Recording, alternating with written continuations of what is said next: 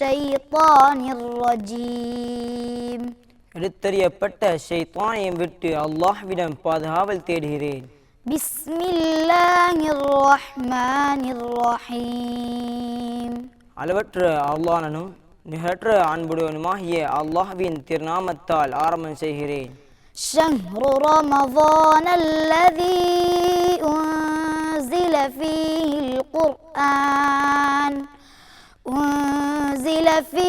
القرآن هدى للناس وبينات من الهدى والفرقان فمن شهد منكم الشهر فليصم ومن كان مريضا أو على سفر فعدة من أيام أخر يريد الله بكم اليسر ولا يريد بكم العسر ولتكملوا العدة ولتكبروا الله على ما هداكم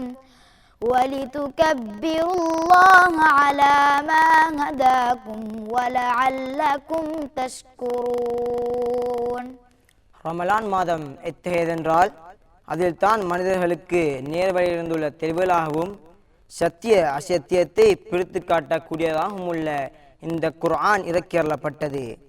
ஆகவே உங்களில் எவர் அம்மாதத்தை பெறுகிறாரோ அவர் அதில் நோன்பு நோற்றுவிடவும், எவரேனும் நோயாளியாகவோ அல்லது பிரயாணத்திலோ இருந்தால் மற்ற நாட்களில் ஏற்கனவே விடுபட்ட நோன்பினை எண்ணி நோற்றுவிடவும். அல்லாஹ் உங்களுக்கு இலகுவை நாடுகிறான், மேலும் அவன் உங்களுக்கு சிரமத்தை நாடவில்லை.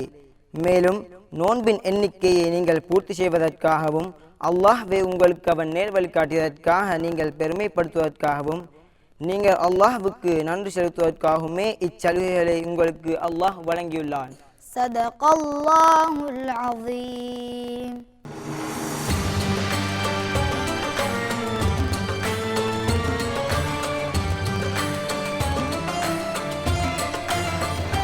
பிஸ்மில்லாஹிர் ரஹ்மானிர் ரஹீம். அல்ஹம்துலில்லாஹி ரப்பில் ஆலமீன்.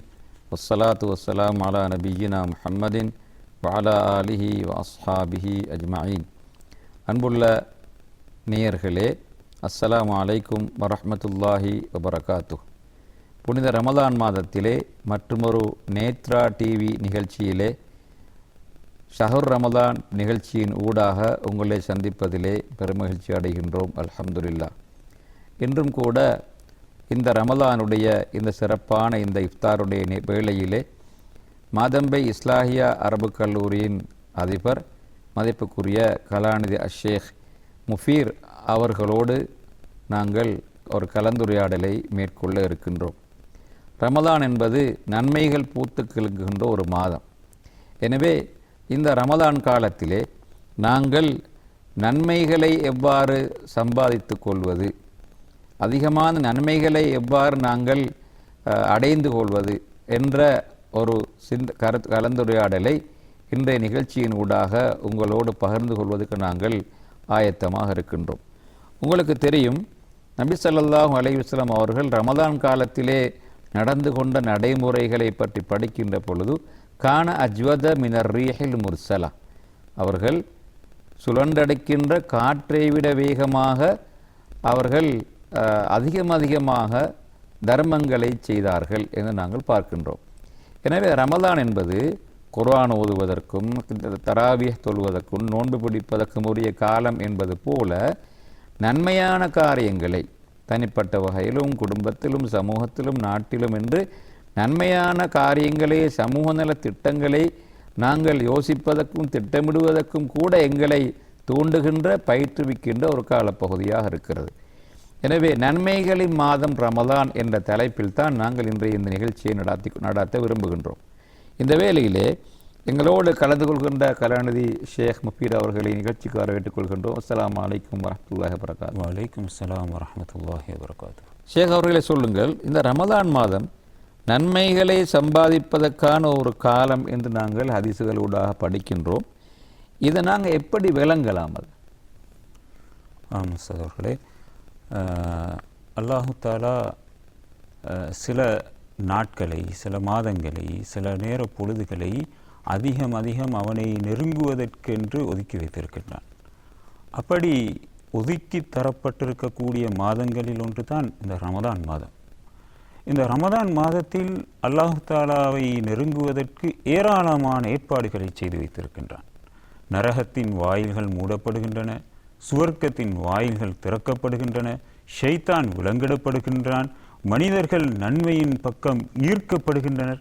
இப்படியான ஒரு சந்தர்ப்பத்தில் சமூகத்தில் இருக்கின்ற அனைவரும் ஏதோ ஒரு நன்மையை செய்ய வேண்டும் என்ற ஆர்வத்தில் இருக்கின்றார்கள்.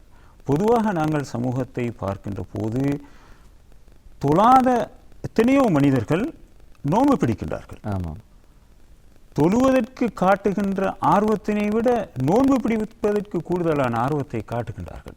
ஏனென்றால் ரமதான் மாதத்தில் இந்த நன்மை செய்வதற்கான வாய்ப்புகளை, சந்தர்ப்பங்களை அல்லாஹு தாலா பரவலாக இந்த உலகத்தில் ஏற்பாடு செய்திருப்பது தான் அதற்கான நியாயமாகும். அதனைத்தான் ரசூல் ஸல்லல்லாஹு அலைஹி வஸல்லம் அவர்கள் அந்த ஹதீஸில் குறிப்பிட்டார். ஷைத்தான் விலங்கிடப்பட்டு, சுவர்க்கத்தின் வாயில்கள் திறக்கப்பட்டு, நரகத்தின் வாயில்கள் மூடப்பட்டிருக்கின்றன. எனவே நன்மை செய்கின்றவர்கள் இன்னும் அதிகமாக நன்மைகளை செய்து கொள்ளுங்கள். இப்பொழுதுதான் நீங்கள் நன்மையின் பக்கம் வருகின்றீர்கள் என்றால் அதனை அதிகப்படுத்திக் கொள்ளுங்கள். பாவத்தில் ஈடுபட்டிருக்கக்கூடியவர்கள் பாவத்தை விட்டு நன்மையின் பக்கம் வாருங்கள் என்று ரசூல் ஸல்லல்லாஹு அலைஹி வஸல்லம் அவர்கள் அந்த ஹதீஸினூடாக எங்களுக்கு யா பாகியல் கைரி அக்பில் வயா பாகிய ஷர்ரி அக்ஸிர் என்ற அந்த ஹதீஸ் அல்லவா? ஆம், அந்த ஹதீஸ் சொல்லுங்கள். எனவே இந்த மாதத்தில் நன்மைகளை அதிகம் சம்பாதித்துக் கொள்வதற்கு பொருத்தமான ஒரு காலமாக இருக்கின்றது. எனவே இந்த வருகின்ற அல்லது நாங்கள் இப்பொழுது இருக்கின்ற இந்த நாட்களை மிகச்சரியாக பயன்படுத்தி திட்டமிட்டு இந்த நன்மைகளை செய்து அல்லாஹு தாலாவை நெருங்குவதற்கான ஒரு வாய்ப்பாக இதனை பயன்படுத்த வேண்டும். பொதுவாக சமூகம் ரமலான் வந்துவிட்டால் அல்லது துல்ஹஜ்ஜுடைய மாதம் வந்துவிட்டால் அந்தந்த மாதத்துக்கென்று சில நன்மைகளை செய்வதற்கு பழக்கப்பட்டிருக்கிறார். ஹஜ்ஜுடைய காலம் வந்தால் உலுஹியா கொடுப்பார்கள் அல்லது ஹஜ்ஜுக்கு போவார்கள். ரமலான் காலம் வந்துவிட்டால் இஃப்தார் செய்வார்கள். மேலதிகமாக தனிப்பட்ட இபாதத்தின் வகையிலே தஹஜ்ஜுத் தொழுவது, தராபீஹ் தொழுவது, குர்ஆன் ஓதுவது போன்ற வேலைகளை செய்வார்கள். ஆனால் இந்த நன்மைகள் என்பது ஷேக் இத்தோடு மட்டுப்படுத்தப்பட்டதுதானா? எங்களுடைய நாட்டிலே இருக்கின்ற இந்த சிறுபான்மை சமூகம் என்ற வகையிலே நன்மைக்கான அளவீடு எவ்வாறு இருக்க முடியும்? அல்லாஹு தாலா அவனை நெருங்குவதற்கு பல ஏற்பாடுகளை பலதரப்பட்ட மனிதர்களுக்கு வித்தியாசமான கோணங்களிலிருந்து ஏற்பாடு செய்து வைத்திருக்கின்றான். இஸ்லாத்தை படிக்கின்றவர்கள் மட்டும்தான் அல்லாஹு தாலாவை நோக்கி செல்ல வேண்டும் என்றில்லை. ஷரியா துறையில் இருக்கின்றவர்கள் தான் கூடுதலான நன்மையை செய்ய வேண்டும் என்றொரு வரையறை இல்லை. இந்த மாதத்தில் நன்மைகளை செய்வதற்கு முடியுமான இந்த காலத்தில் வசதியுள்ளவர்கள் தங்களுடைய பணத்தை கொண்டு அல்லாஹு தாலாவை நெருங்க முடியும். ரசூல் ஸல்லல்லாஹு அலைஹி வஸல்லம் அவர்கள் ஒரு ஹதீஸில் குறிப்பிட்டார்கள், உங்களில் ஒருவர் ஒரு நோன்பாளி அவருக்கு நோன்பு திறப்பதற்கான ஏற்பாட்டை செய்தால் அவருக்கு நோன்பு பிடித்த நன்மை அவருக்கு கிடைக்கும் என்று. எனவே வசதி உள்ளவர் அந்த நன்மையை சம்பாதிக்க முடியும். படித்த ஒருவர், இஸ்லாத்தின் சட்டதிட்டங்களை தெரிந்த ஒருவர் அதன் சட்டதிட்டங்களை, இஸ்லாத்தின் வழிகாட்டல்களை மக்களுக்கு பரப்புகின்ற ஒரு பணியை தாராளமாக செய்ய முடியும். எனக்கு நன்றாக ஞாபகம் இருக்கின்றது, நான் யமன் நாட்டில் படித்து கொண்டிருக்கின்ற போது ரமதான் மாதத்தில் கடைசி 10 அனைவரும் இஅ்திகாஃபில் இருக்க வேண்டும் என்று ஆர்வத்தோடு பல மஸ்ஜிதுகளுக்கு செல்வார்கள். அப்பொழுது ஒரு ஷேக் அஹ்மத் அல் வகஷி என்ற ஒரு ஷேக், அவர் மிகவும் பிரபல்யமான ஒரு அறிஞர், அவர் இஅ்திகாஃபுக்கு செல்லவில்லை. அவரை அணுகி கேட்டேன், ஷேகே ஏன் நீங்கள் இஅ்திகாஃபுக்கு செல்லவில்லை என்று. அவர் கூறினார், எல்லோரும் இஅ்திகாஃபுக்கு சென்றால் இஅ்திகாஃபுடைய சட்டதிட்டங்களை, ரமதானுடைய வழிகாட்டல்களை மக்களுக்கு யார் சொல்லிக் கொடுப்பது? மக்களை இஅ்திகாஃபின் பக்கம் செல்வதற்கான வழிகாட்டல்களை, அதன் சட்டதிட்டங்களை மேற்கொள்கின்ற ஒரு நபராக நான் இருக்கின்றேன். பல இடங்களுக்கும் சென்று மக்களை நான் ஆர்வப்படுத்துகின்றேன். அப்படி செல்கின்ற பொழுது எனக்கு இஅ்திகாஃப் இருக்க முடியாது. ஆனால் அது போன்ற ஒரு நன்மை எனக்கு கிடைக்கும் என்று ரசூல் ஸல்லல்லாஹு அலைஹி வஸல்லம் அவர்கள் ஒரு ஹதீஸில் குறிப்பிட்டிருக்கின்றார்கள். அப்படி என்றால் இந்த நன்மை என்பது சமூகத்திலே பொதுவாக பழக்கப்பட்டிருப்பது போன்ற சில அம்சங்களோடு மாத்திரம் குறுகியது அல்ல. இல்லை என்றால் குர்ஆனில் ஹதீஸில் அதை பற்றி நிறைய விளக்கம் வந்திருக்கிறது. இன்றைய கால சூழலிலே நம்முடைய நாட்டை பொறுத்தவரையிலே சமூகத்துடைய நாட்டுடைய தேவைகள் ஏராளம் எங்கள் முன்னால் அப்படியே இருந்து கொண்டிருக்கின்றன. குறிப்பாக நம்முடைய நாட்டிலே கோவிட் காலத்துக்கு பின்னர் அல்லது நாட்டில் ஏற்பட்ட அந்த அசாதாரண சூழ்நிலைகளுக்கு பின்னர் நாட்டுடைய பல்வேறு தேவைகள் எங்களுக்கு முன்னால் அப்படியே காட்சி தருகின்றன. உதாரணமாக எங்களுடைய நாட்டிலே சகவாழ்வு திட்டங்களை முன்னெடுப்பது என்பது இந்த ஒரு பெரிய ஒரு தேவையாக இருக்கிறது. ஏனென்றால் கடந்த காலங்களில் நாங்கள் நிறைய துன்பங்களை அனுபவித்தோம். இது போன்ற வேலை திட்டங்கள், இதற்கான பங்களிப்புகளை செய்வது, அதே போல சமூகத்திலே கீழ் மட்டத்தில் இருக்கின்ற மக்களுக்காக வேண்டி இன மத வேறுபாடு இன்றி அவர்களுக்கான தேவையான ஒத்துழைப்புகளை பொருளாதார உதவிகளை வழங்குவது போன்ற பல்வேறு தேவைகள் நமக்கு முன்னால் அப்படியே குவிந்து கிடக்கின்றன. இப்படியான ஒரு சந்தர்ப்பத்திலே நீங்கள் சமூகத்துக்கு எவ்வாறு வழிகாட்ட விரும்புகிறீர்கள்? அல்லாஹு தாலாவின் தூதர் ஸல்லல்லாஹு அலைஹி வஸல்லம் குறிப்பிட்டார்கள், அல்லாஹு தாலாவுக்கு மிகவும் விருப்பமானவன் மனிதர்களுக்கு கூடுதலான பிரயோசனத்தை பெற்றுக் கொடுப்பவன்.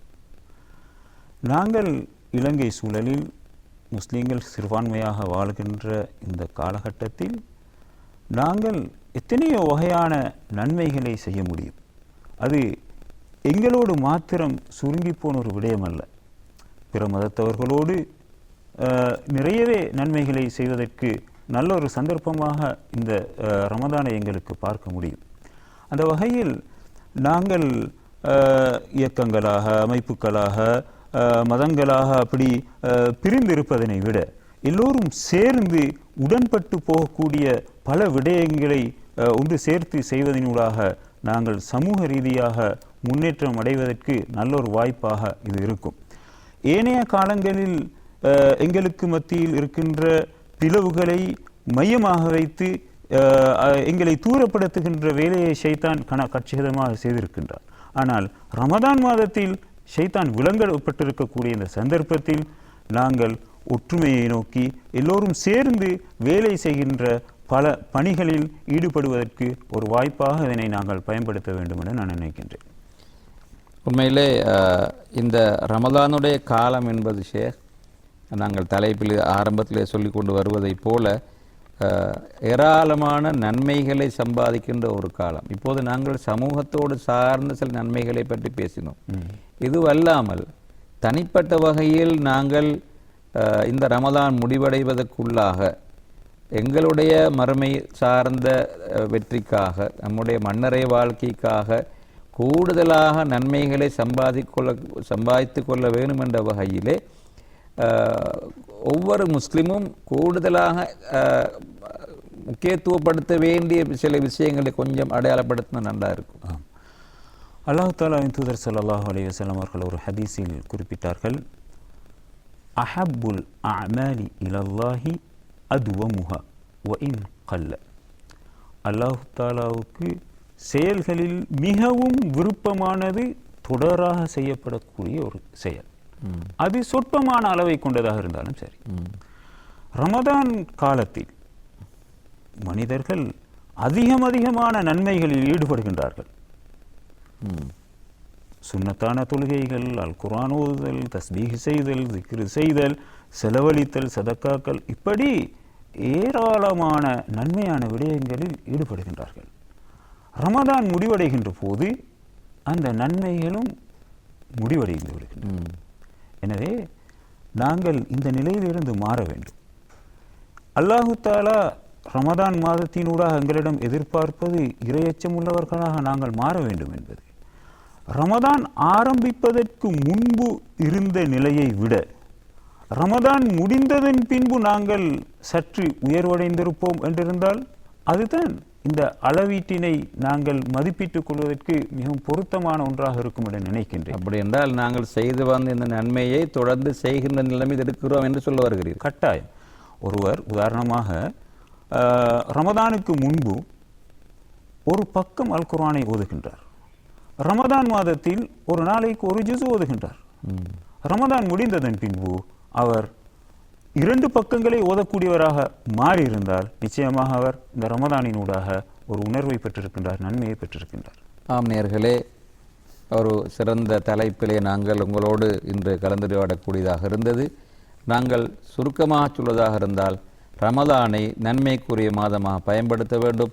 ரமலானிலே என்னென்ன நன்மைகள் இருக்கின்றனவோ அந்த அனைத்து நன்மைகளையும் நாங்கள் முயற்சி செய்து தியாகம் செய்து அதனை அடைந்து கொள்வதற்கு முயற்சி எடுக்க வேண்டும். அதுவே ரமலான் தருகின்ற முக்கியமான பயிற்சியாக இருக்கிறது. எனவே இந்த வேளையிலே எங்களுடைய நிகழ்ச்சியிலே கலந்து கொண்ட மாதம்பி இஸ்லாஹி அரபு கல்லூரியின் அதிபர் கலாநிதி ஷேக் முஃபீர் இஸ்லாஹி அவர்களுக்கு நன்றியை தெரிவித்துக் கொண்டு நேத்ரா அலைவரிசையின் ஊடாக நிகழ்ச்சியிலே பயனடைந்த உங்களுக்கும் அல்லாஹ் தஆலா அருள் புரிவானாக என்று பிரார்த்தித்து நிறைவு செய்கின்றோம். வாஹிர் தஅவானா அனில் ஹம்துலில்லாஹி ரப்பில் ஆலமீன். வஸ்ஸலாமு அலைக்கும் வரஹ்மத்துல்லாஹி வபரகாத்துஹு.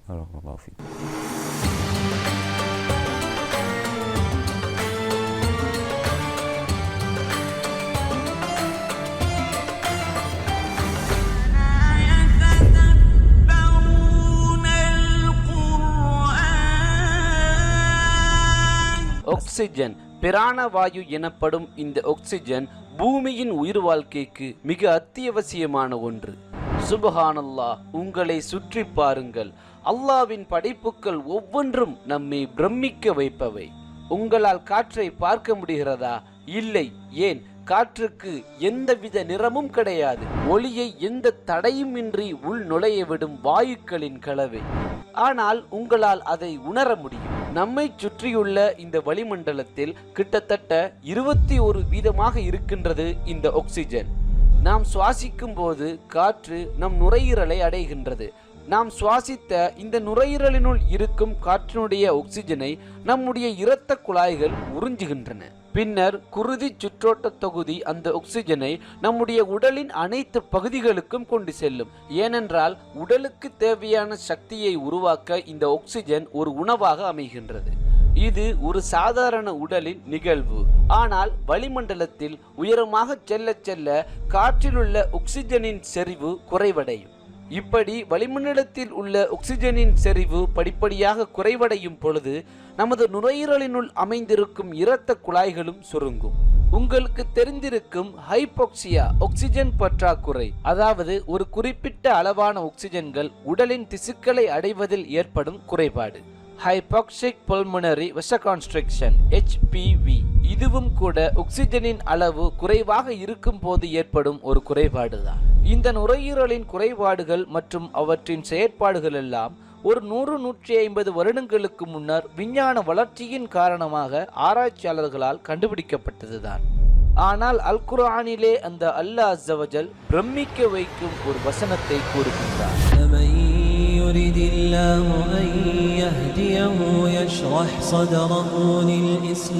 அல்லாஹ் யாருக்கு நேர்வழி காட்ட நாடுகிறானோ அவருடைய நெஞ்சை இஸ்லாத்தை ஏற்றுக்கொள்வதற்காக விசாலமாக்குகிறார்.